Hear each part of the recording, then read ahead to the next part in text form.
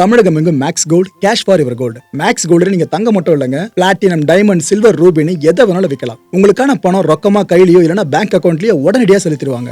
Market மதிப்பை விட 100 ரூபாய் ஒரு கிராமுக்கு உங்களுக்கு கூடுதலாக கிடைக்கும். தமிழ்நாடு முழுக்க டோர் ஸ்டெப் சர்வீஸும் இவங்க ப்ரொவைட் பண்றாங்க. உங்களுக்கு கோல்ட விற்கணும்னு அதுக்கு ஒரே ஒரு பெஸ்ட் பிளேஸ் மேக்ஸ் கோல்டு தான். கால் 04445454545. வணக்கம். Big topic with Karthik Mayakumar. எங்க பார்த்தாலும் சிவனடியார்கள் எண்ணிக்கை இப்ப உயர ஆரம்பிச்சிருக்கு. சிவனோட பக்தர்களா இருந்தவங்க தங்களை தாங்களே ஃபுல்லா ப்ரொமோட் பண்ணி சிவன் அடியார்களா மாற ஆரம்பிச்சிட்டாங்க. அப்பேற்பட்ட இந்த காலகட்டத்தில் இதை பார்க்கும்போது மனசுக்கு ரொம்ப ரொம்ப சந்தோஷமா இருக்கு. எப்படி சிவபெருமான் இந்த அளவுக்கு பக்தர்களை புல் பண்ணிட்டு இருக்காப்ல. எங்க பார்த்தாலும் சிவனடியார்கள்னு பல பேர் முடங்க ஆரம்பிச்சிருக்காங்களா. இந்த மேஜிக் எப்படி இப்படி நடந்துட்டு இருக்கு? இது எல்லாத்தையும் உங்களுக்கு தெளிவா புரிய வைக்கணும் அப்படின்னா சிவபெருமானை பத்தி நீங்க தெரிஞ்சுக்கிட்டாலே போதும் மக்களே. இதை பத்தி தான் முழுக்க முழுக்க பார்க்க போறீங்க. நிகழ்ச்சிக்குள்ள போலாம். அவனை கும்புறதுக்கே அவனுடைய அனுமதி வேணும். பயப்பட வேண்டிய அவசியம் இல்ல. திருமுறையை தொட்டவங்க கெட்டு போனதா சரித்திரமே கிடையாது. சிவபெருமான வழிபட்டவங்க வாழ்க்கையில வீணா போனதாக வரலாறே கிடையாது. மூர்த்திகளிலேயே முதன்மையானவராக கருதப்படுறவர் சிவபெருமான். தென்னாடுடைய சிவனை போற்றி இந்த நாமத்தை கேள்விப்பட்டிருப்பீங்க. ஏப்பா சிவன் கைலாயத்துல இருப்பாரு வடக்கு, ஆனா தென்னாடுடைய சிவனை போற்றினா புரியலையப்பா அப்படின்னு கேட்டீங்கன்னா விளக்குறாங்க. அவர் என்னதான் கைலாய மலையில வீட்டு இருந்தாலும் இவருக்கு வட இந்தியால இருக்கிற கோயில்களை காட்டிலும் தென்னிந்தியால தான் சிவனுக்கு அதிகப்படியான கோயில்கள் இருக்கு. நம்மளோட முன்னோர்கள் சிவனை வணங்கின மாதிரி அங்க இருக்க மக்கள் கூட வணங்கி இருக்க மாட்டாங்க. சோ அதனாலதான் தென்னாடுடைய சிவனை போற்றின்னு சொல்லுவாங்க. அந்த அளவுக்கு தமிழோடும் தமிழர்களோடும் நேரடியா தொடர்பு பட்ட ஒரு கடவுளா, முதன்மை கடவுளா சிவபெருமானை நம்ம பார்த்துக்கிட்டு இருக்கோம். சிவ பக்தர்களோட மகா புனித நாள் எதுன்னு கேட்டீங்கன்னா சிவராத்திரி, மகா சிவராத்திரி.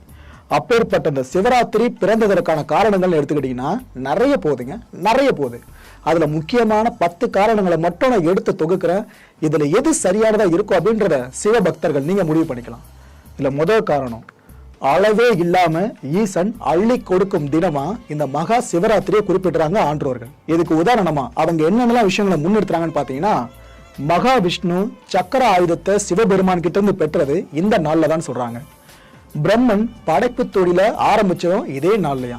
ஏன்னா இந்த நாள்ல தான் படைக்கிற பொறுப்பை சிவபெருமன் பிரம்மனுக்கு அழிச்சதா சொல்லப்படுது. முருகன், சூரியன், சந்திரன், மன்மதன், இந்திரன், அக்னி, குபேரன் இத்தனை பேரும் இந்த ஒரு நாள்ல சிவபெருமான் கிட்ட வரத்தை வாங்கிதான் அந்த ஸ்தானத்துக்கே உயர்ந்திருக்காங்களாம்.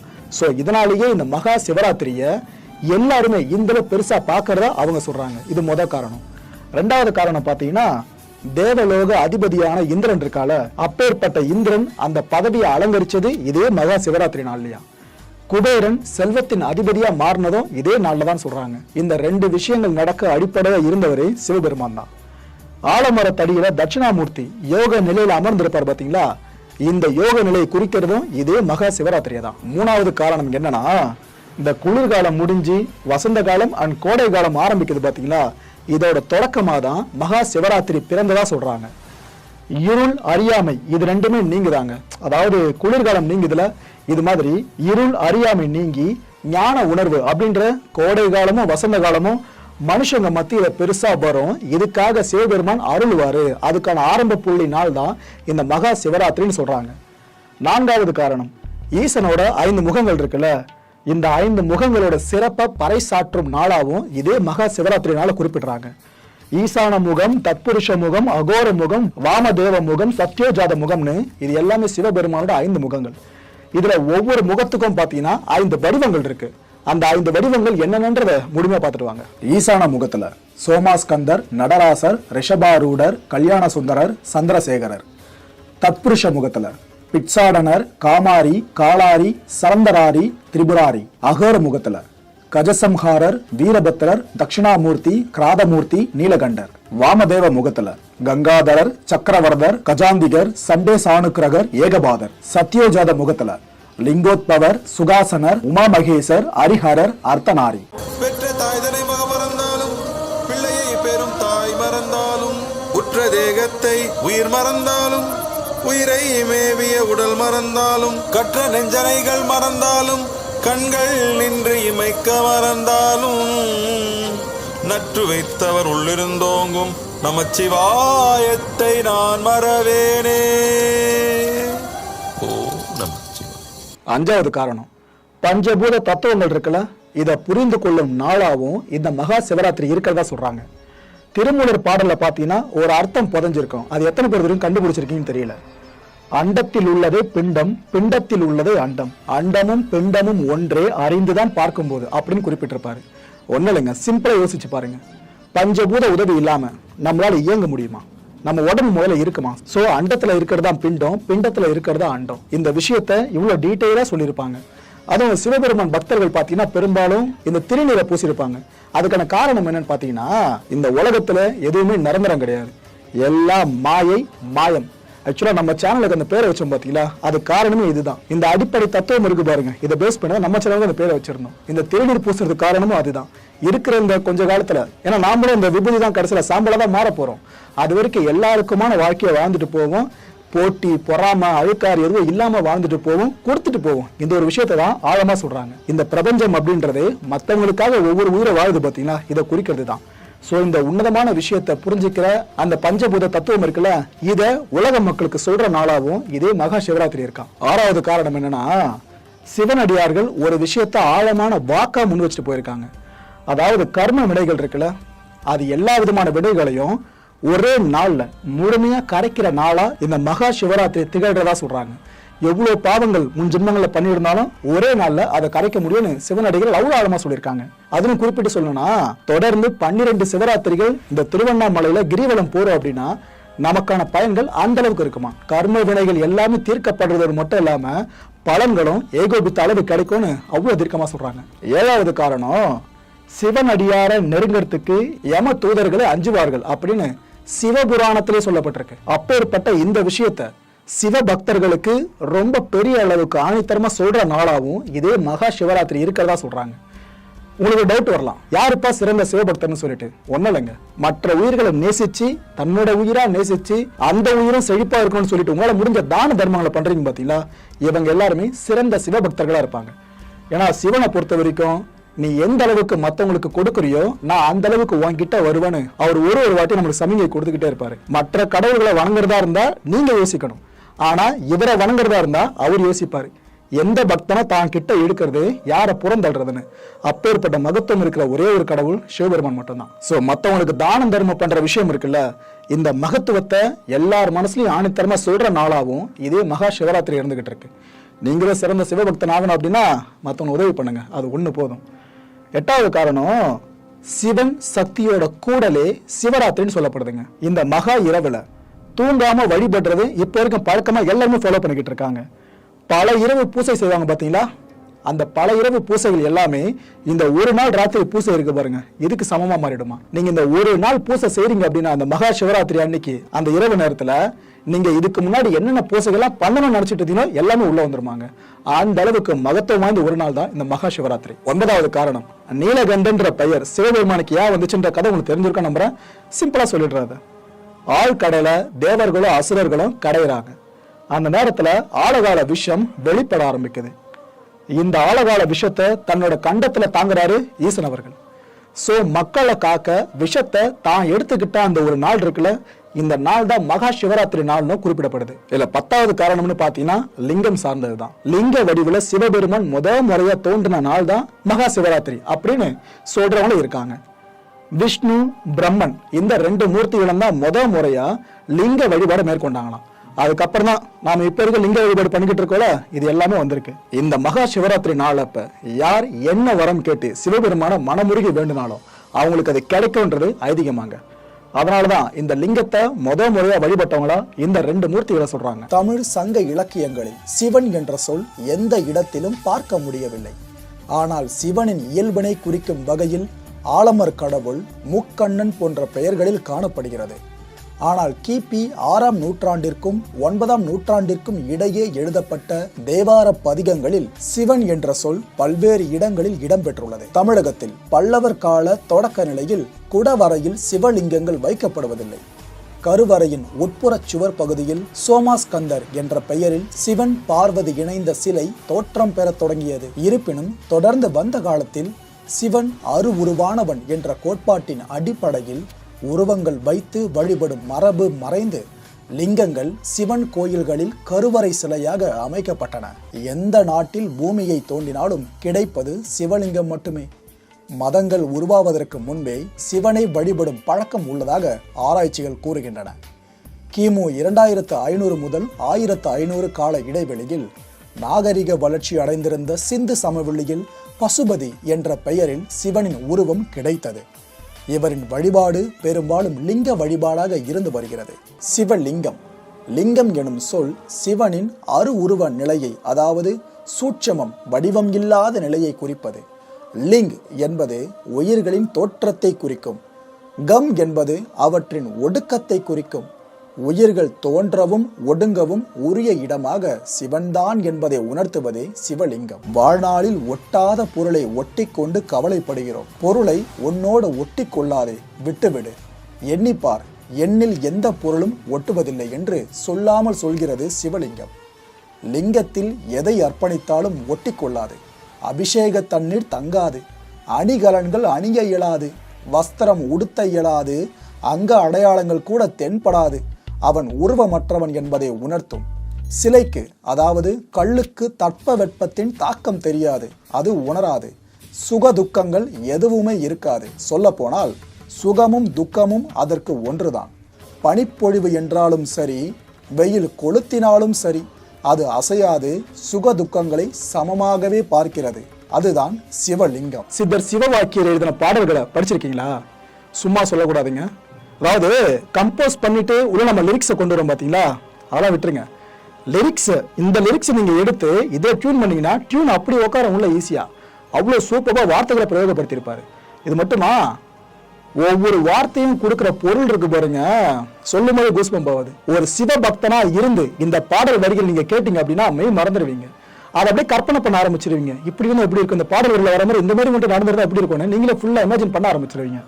அப்படி ஒவ்வொரு வார்த்தையும் தேடி எடுத்து பயன்படுத்தியிருப்பாரு சிவவாக்கியர். இதுல முக்கியமான பாடல் வரிகளை உங்களுக்கு தொகுத்து வழங்குறேன், அதை ஃபுல்லா கேளுங்க. இதை கேட்டு முடிச்ச பிற்பாடு சிவனையே தரிசிச்ச ஒரு திருப்தி கண்டிப்பா உங்களுக்கு கிடைக்கும். சரியை விளக்கல்ல, ஓடி ஓடி ஓடி ஓடி உட்கலந்த ஜோதியை நாடி நாடி நாடி நாடி நாட்களும் கழிந்து போய் வாடி வாடி வாடி வாடி மாண்டு போன மாந்தர்கள் கோடி கோடி கோடி கோடி எண்ணிறந்த கோடியே. ஞான நிலை.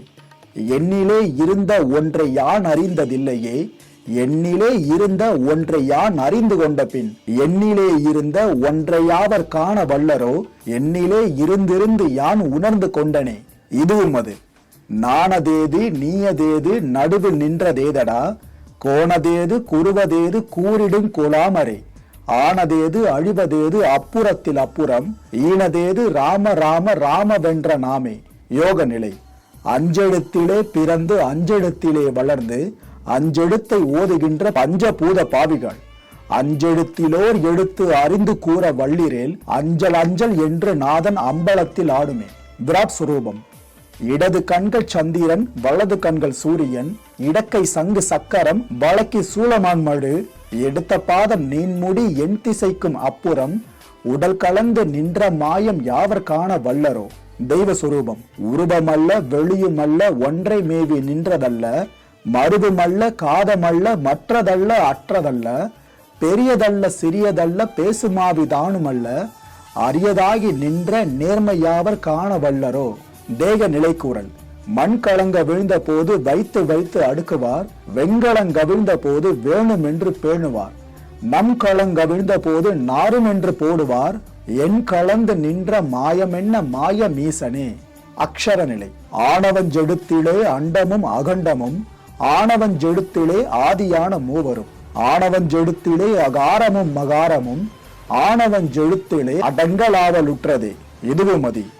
நினைப்பதொன்று கண்டிலேன் நீயலாது வேறிலை, நினைப்புமாய் மறப்புமாய் நின்ற மாய்கை மாய்கையை, அனைத்துமாய் அகண்டமாய் அனாதி முன் அனாதியாய், எனக்குள் நீ உனக்குள் நான் இருக்குமாறு எங்கனே. ஞான நிலை. பண்டு நான் பறித்தெறிந்த பன்மலர்கள் எத்தனை, பாழிலே செபித்து விட்ட மந்திரங்கள் எத்தனை, மெண்டராய் திரிந்த போது இறைத்த நீர்கள் எத்தனை, மீளவும் ஜிவாலயங்கள் சூழ வந்தது எத்தனை. ஞானம்.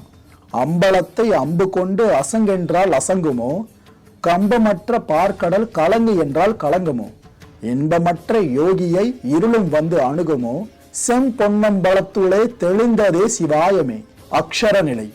அவ்வென்னும் எழுத்தினால் அகண்டம் ஏழும் ஆகினாய், உவ்வென்னும் எழுத்தினால் உருத்தரித்து நின்றனை, மவ்வென்னும் எழுத்தினால் மயங்கினார்கள் வையகம், அவ்வும் ஒவ்வும் மவ்வுமாய் அமர்ந்ததே சிவாயமே. பிரணவம்.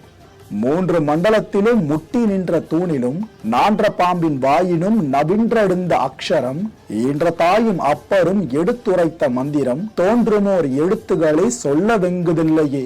பஞ்சாட்சர மகிமை. நமச்சிவாய அஞ்செழுத்தும் நிற்குமே நிலைகளும், நமச்சிவாய மஞ்சு தஞ்சும் புராணமான மாய்கையை. நமச்சிவாய அஞ்செழுத்தும் நமக்குள்ளே இருக்கவே, நமச்சிவாய உண்மையை நன்குரை செய்நாதனே. கடவுளின் உண்மை கூறல். இல்லை இல்லை இல்லை என்று இயம்புகின்ற ஏழை காண, இல்லை என்று நின்ற ஒன்றை இல்லை என்னலாகுமோ. இல்லை அல்ல என்றுமல்ல இரண்டும் ஒன்றி நின்றதை, எல்லை கண்டு கொண்டோரினி பிறப்பதிங்கு இல்லையே. ராம நாம மகிமை. கார கார கார கார காவல் ஊழி காவலன், போற போற போற போற போரில் நின்ற புண்ணியன், மாற மாற மாற மாற மரங்கள் ஏழும் எய்த சீர், ராம ராம ராம ராம என்னும் நாமமே. விண்ணில் உள்ள தேவர்கள் அறியொணாத மெய்ப்பொருள், கண்ணில் ஆணியாகவே கலந்து நின்ற எம்பிரான், மண்ணிலாம் பிறப்பறுத்து மலரடிகள் வைத்த பின் அன்னலாரும் எம்முளை அமர்ந்து வாழ்வது உண்மையே. அம்பலம். அகாரமான தம்பளம் அனாதியான தம்பளம், உகாரமான தம்பளம் உண்மையான தம்பளம், மகாரமான தம்பளம் வடிவமான தம்பளம், சிகாரமான தம்பளம் தெளிந்ததே சிவாயமே. பஞ்சாட்சரம். உண்மையான மந்திரம் ஒளியிலேயே இருந்திடும், தன்மையான மந்திரம் சமைந்த ரூபமாகியே. வெண்மையான மந்திரம் விளைந்து நீரதானதே, உண்மையான மந்திரம் தோன்றுமே சிவாயமே. பஞ்சாட்சர மகிமை. ஓம் நமச்சிவாயமே உணர்ந்து மெய் உணர்ந்த பின், ஓம் நமச்சிவாயமே உணர்ந்து மெய் தெளிந்த பின், ஓம் நமச்சிவாயமே உணர்ந்து மெய் உணர்ந்து பின், ஓம் நமச்சிவாயமே உட்கலந்து நிற்குமே. அஷ்டமா சித்திகளில் வல்லவர் என்பதால் சிவனை சித்தன் என்றும், சுடுகாட்டில் மனம் பேதலித்து பேய்களுடன் ஆடுபவர் என்பதால் பித்தன் என்றும் குணங்களின் அடிப்படையில் சிவனை சொல்கின்றனர். மும்மூர்த்திகளையும் தேவர்களையும் அசுரர்களையும் உலகினையும் உலக உயிர்களையும் தோற்றுவிப்பதாகவும், பிரளய காலத்தில் அனைத்தையும் அழித்து தன்னுள் ஒடுக்கி சிவன் மட்டும் நிலையானவன் என சைவ இலக்கியங்கள் தெரிவிக்கின்றன. சிவபெருமான் தேவர்கள், அசுரர்கள், காட்டேரிகள், கந்தர்வர்கள், யக்ஷகர்கள் போன்றவர்களால் வணங்கப்படுகிறார். அவர் ராவணனுக்கும் ராமருக்கும் வரம் தருகிறார். பஸ்மாசுரன், சுக்ராச்சாரியார் போன்ற பல அசுரர்களுக்கு அவர் வரம் அளித்துள்ளார். பழங்குடியினர், வனவாசிகள், வர்ணங்கள் அனைத்து மதம் மற்றும் சமூகத்திற்கும் உயர்ந்தவனாக அனைவரையும் சமமாக பார்க்கிறான் சிவன். ராவணனாகிய லங்கேஸ்வரனுக்கு சிவபெருமான் அளித்த ஒரு வரத்தை பற்றி பார்க்கலாம். ஒரு முறை ராவணன் கைலாயத்திற்கு சென்று சிவபெருமானை நோக்கி கடும் தவம் புரிந்தான். ஆனால் சிவபெருமான் அவன் முன்பு தோன்றவே இல்லை. ஆகையால் அவன் ஒரு யாக குண்டம் செய்து தனது தவத்தை கடுமையாக்கினான். அப்போதும் சிவபெருமான் காட்சி தரவில்லை. பின்பு தன் தலையை ஒவ்வொன்றாக வெட்டி யாக குண்டத்தில் போட்டான். தனது 10வது தலையை வெட்ட முயன்ற போது சிவபெருமான் ராவணன் முன்பு தோன்றி, உனக்கு என்ன வரம் வேண்டும் கேள் என்றார். அப்போது ராவணன், எந்த பகைவராலும் எந்த பலத்தாலும் என்னை அழிக்கவே முடியாது, அப்பேற்பட்ட சக்தியை எனக்கு தா என்று கேட்டார். மேலும் தனது தலைகளை தன் உடம்பில் பொருத்த வேண்டினார். சிவபெருமானும் அதே வரத்தை அருளினார். அயோத்தியை ஆண்ட தசரத சக்கரவர்த்தியின் மகனான ஸ்ரீராமர் தன் மனைவியை கவர்ந்து சென்ற ராவணனை தாக்க தன் வானர படைகளோடு வந்தார். அப்போது ராமனுக்கு தண்ணீர் தாகம் ஏற்பட்டது. அப்போது லட்சுமணன் தண்ணீர் கொண்டு வந்து தந்தார். தண்ணீர் குடிக்கும் நேரத்தில் தான் ராமனுக்கு தெரிந்தது தான் இன்னும் சிவ பூஜை செய்யவில்லையே என்று. அந்த கணமே தண்ணீர் பருகாமல் தன் பூஜையை செய்தார் ராமர். அவர் பூஜை பக்தியை கண்டு மகிழ்ந்த சிவபெருமான் ராமர் முன் தோன்றி, அக்கிரமம் செய்பவன் சிவபக்தன் ஆனாலும் நான் அவனுக்கு உதவ மாட்டேன், உனக்கு வெற்றி உண்டாகும் என்று கூறி வரம் அருளினார். மேலும் ராம பக்தர்கள் கடலை கடக்கவும் அவர் உதவினார். கண்ணனுக்கு அளித்த வரம், கண்ணன் வடமதுரையை சென்று கம்சனை அழித்து மதுரைக்கு திரும்பினார். அங்கு நிறைய அசுரர்கள் வந்து குவிந்தனர். கண்ணன் அவர்களை அழிக்க முடியவில்லை. பின்பு உபமன்யு முனிவரை சந்தித்தார். எதை அடைய வேண்டுமானாலும் சிவ பூஜையை செய்ய வேண்டும் என்று அறிவுறுத்தினார் முனிவர். கண்ணனும் சிவ பூஜை செய்து வந்தார். சிவபெருமான் அவர் முன் தோன்றி, உனக்கு தனதானிய சம்பத்துகளும் புத்திரர்களும் அநேக பெண்களுக்கும் எதிரிகளை வெல்லும் தன்மையை தந்தேன் என்றார். சிவா தத்வாதீதக பராத்மகம் மாயாதீதக பரக சிவாக மாயாதீதக பரம்ஜோதிர் அகமே வாகம் அவ்யயக என்று வர்ணிக்கப்படுவது நான் எல்லா தத்துவங்களுக்கும் அப்பாற்பட்டவன், பிரபஞ்சத்திற்கு அப்பாற்பட்டவன், நான் என்றும் அழியாத ஒளி என்று பொருள்படும். சிவனை சிவம் என்றும் சிவ பரம்பொருள் என்றும் சைவர்கள் அழைக்கிறார்கள். சிவன் 36 தத்துவங்களையும் கடந்து நின்று 5 தொழில்களையும் செய்து ஆன்மாக்களின் 3 மலங்களை, அதாவது ஆணவம், கண்மம், மாயை இவை அனைத்தையும் போக்கி வீடு பேறு அருள்கிறார். தன்வயத்தனாதல், தூய உடம்பினனாதல், இயற்கைய உணர்வினனாதல், முற்றும் உணர்தல், இயல்பாகவே பாசங்கள் நீங்குதல், பேரருளுடைமை, முடிவிலாற்றல் உடைமை, வரம்பில் இன்பம் உடைமை என 8 வகை குணங்களையும் சிவபெருமான் கொண்டுள்ளார். நிலம், நீர், நெருப்பு, காற்று, ஆகாயம் எனும் பஞ்சபூதங்களுக்கு உரிய சிவாலயங்களே பஞ்சபூத தலங்கள் என்று அழைக்கப்படுகின்றன.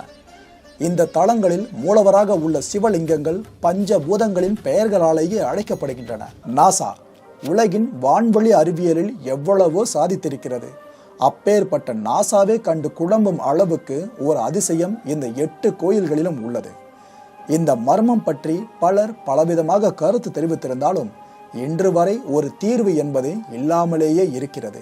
கேதார்நாத், காளேஸ்வரம், காளஹஸ்தி, காஞ்சிபுரம் ஏகாம்பரநாதர் கோயில், திருவண்ணாமலை, சிதம்பரம், ராமேஸ்வரம் உள்ளிட்ட 8 சிவன் கோயில் தலங்கள் வான்வெளியில் இருந்து பார்க்கும்போது ஒரே நேர்கோட்டில் உள்ளதாகவும் ஆன்றோர்கள் கூறுகின்றனர். அவை அனைத்தும் எப்படி ஒரே நேர்கோட்டில் அமைக்கப்பட்டன என்பதுதான் ஆச்சரியத்தின் முதல் படி. அந்த அளவுக்கு நேர்த்தியாக கோயில் கட்டும் கலை நமது முன்னோர்களுக்கு வாய்க்கப் பெற்றுள்ளது என்பதே அந்த ஈசனின் அருள்தான். இறைவனின் அருள் பெற்றவர்களுக்கு இதெல்லாம் சர்வ சாதாரண விஷயம்தான். சிவனை 3 நிலைகளில் குறிப்பிடுகிறார்கள். நிர்குண், இந்த நிலை அவர் உருவமற்றவர் என்பதை குறிக்கிறது.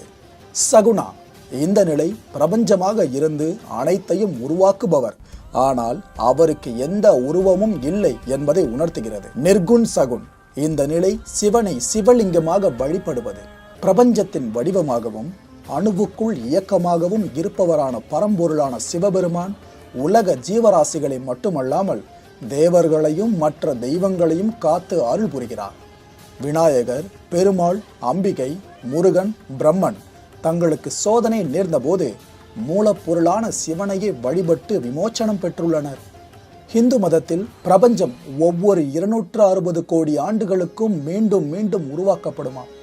ஒவ்வொரு சுழற்சியின் முடிவிலும் சிவன் பிரபஞ்சத்தை அழிக்கிறார். அது ஒரு புதிய படைப்பை அனுமதிக்கிறது. சிவன் ஒரு சந்நியாசி. எல்லா வகையான இன்பம் மற்றும் துன்பங்களில் இருந்து விலகி முழுமையான மகிழ்ச்சியை கண்டறிவதற்கான வழிமுறையாக தியானத்தில் கவனம் செலுத்துபவர். நம்ம ஈசனுக்கு நிகர் நம்ம ஈசன் மட்டும்தான். ஓகே, சிவராத்திரி நாளப்ப பார்த்தீங்கன்னா 4 கால பூஜைகள் நடக்கும். இதுல முதல் சாம பூஜை சாயங்காலம் 6 மணிலிருந்து நைட்டு 9 மணி வரைக்கும் போகும். இது மகா சிவராத்திரி அன்னைக்கு சிவனை பிரம்மன் வழிபடுதலை குறிக்கிற சாம பூஜை, முதல் சாம பூஜை.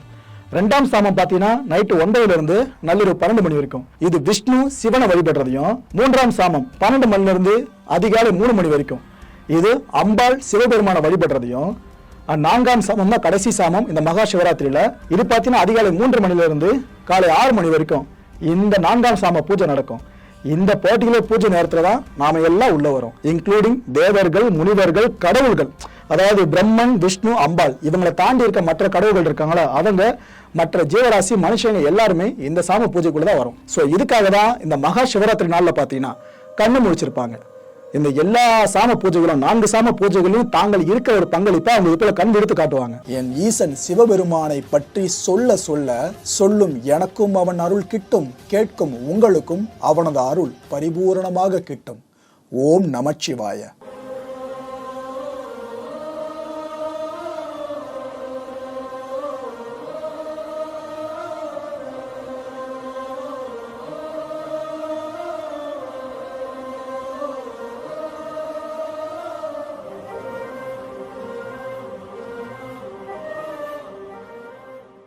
தமிழகம் எங்கும் Max gold, cash for your gold. Max gold நீங்க தங்க மட்டும் இல்லைங்க, பிளாட்டினம், டைமண்ட், சில்வர், ரூபினி எதை வேணாலும் விற்கலாம். உங்களுக்கான பணம் ரொக்கமா கையிலயோ இல்லைன்னா பேங்க் அக்கௌண்ட்லயோ உடனடியாக செலுத்திடுவாங்க. மார்க்கெட் மதிப்பை விட 100 ரூபாய் ஒரு கிராமுக்கு உங்களுக்கு கூடுதலா கிடைக்கும். தமிழ்நாடு முழுக்க டோர் ஸ்டெப் சர்வீஸும் இவங்க ப்ரொவைட் பண்றாங்க. உங்களுக்கு கோல்ட விற்கணும்னா அதுக்கு ஒரே ஒரு பெஸ்ட் பிளேஸ் மேக்ஸ் கோல்டு தான். கால் 04445454545. என் அன்பார்ந்த மாயம் ஸ்டுடியோஸ் நேயர்களே, மாயம் பக்தின்னு ஆன்மீகத்துக்காக பிரத்யேகமா ஒரு சேனலை கொண்டு வந்திருக்கோம். மறக்காம சப்ஸ்கிரைப் பண்ணி அந்த சேனலுக்கு உங்களோட ஆதரவை மனப்பூர்வமா தெரிவிங்க. வணக்கம் மாயம் ஸ்டுடியோஸ் நண்பர்களே. மாயம் ட்ரெண்ட்ஸ் அப்படின்ற ஒரு புதிய ஃபேஸ்புக் பேஜை ஓப்பன் பண்ணியிருக்கோம். நீங்கள் யூடியூப்ல பார்த்துட்டு இருக்கீங்களா நம்மளோட கான்டென்ட்ஸ்லாம், இதெல்லாம் விட ஒரு படி மேலே ரொம்ப கிறிஸ்பாகவும் ரொம்ப சூப்பராகவும் நிறைய கான்டென்ட்ஸ் உங்களுக்கு இந்த பேஜில் காத்துட்டு இருக்குங்க. ஸோ உடனடியாக ஃபேஸ்புக் பிளாட்ஃபார்ம் போங்க, மாயம் ட்ரெண்ட்ஸ்னு டைப் பண்ணி சர்ச் பண்ணி நம்ம பேஜை ஃபாலோ பண்ணுங்க. அப்படியே நம்ம சேனலையும் நீங்கள் சப்ஸ்கிரைப் பண்ணிட்டீங்க அப்படின்னா இன்னும் நிறைய புது கான்டென்ட்ஸை உங்களுக்காக ப்ரொடியூஸ் பண்ணி கொடுத்துக்கிட்டே இருப்பாங்க. நீங்கள் பண்ணுற ஒவ்வொரு சப்ஸ்கிரிப்ஷனும் எங்களுக்கு பெரிய மோட்டிவேஷனாக அமையும்.